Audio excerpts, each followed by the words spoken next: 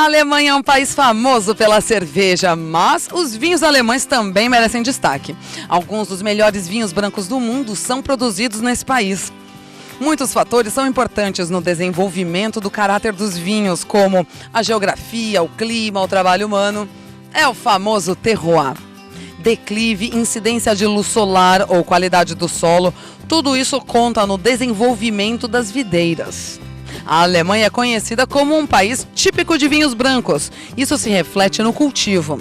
A maioria dos 100 mil hectares de plantações são ocupados por uvas brancas. Mas cada vez mais pessoas descobrem paixão e preferência pelos vinhos tintos alemães, aceitando inclusive a cor mais clara dos vinhos dessa região.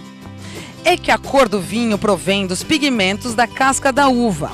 Quanto mais sol, maior será a quantidade de pigmentos. Em áreas de cultivo em países do sul europeu, como a Itália, a Espanha, por exemplo, o vinho alcança um teor alcoólico mais alto e a cor mais escura por causa do sol mais forte.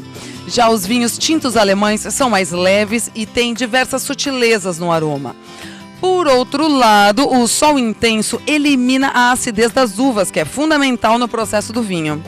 Por isso, em países mais ensolarados, são adicionadas substâncias acidulantes que atuam como conservantes do vinho. Já na Alemanha, o pouco sol e muita umidade faz com que a adição de substâncias acidulantes não sejam necessárias. A acidez natural contida na uva é suficiente para conservar o vinho. Então, atento, porque cada país e região produtora de vinho tem as suas peculiaridades. A Alemanha está entre os 10 maiores produtores mundiais e, mesmo sendo um dos mais conceituados e reconhecidos na arte dos vinhos brancos, pouco menos da metade da produção é de vinho tinto. Mas vamos voltar no tempo para entender um pouco da história do vinho alemão no Brasil. Na década de 1970, começou a ser importado o Liebfraumilch, um vinho alemão de preço acessível que, com esse nome difícil de pronunciar, ficou conhecido como o vinho da garrafa azul. Nos anos 80, ele já era responsável por cerca de 60% do vinho importado. E quando o governo Collor abriu as importações para o Brasil no início dos anos 90, então, é que a praga da garrafa azul tomou conta do país mesmo. Entre 97 e 98, ele foi o vinho importado mais vendido no Brasil. Só que o brasileiro foi amadurecendo seu gosto por vinhos e percebeu que o tal vinho da garrafa azul era, na verdade, um vinho branco barato, sem muita qualidade e extremamente açucarado.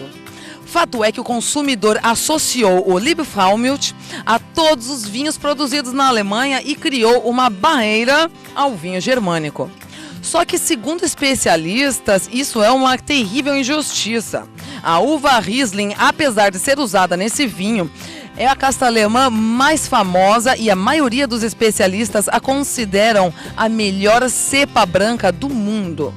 Então, para entender melhor a diversidade dos bons vinhos alemães, existe a Dutch Wine Institute, uma associação dos produtores de vinhos da Alemanha, e no site deles dá para entender melhor as regiões produtoras, os produtores, os tipos, enfim.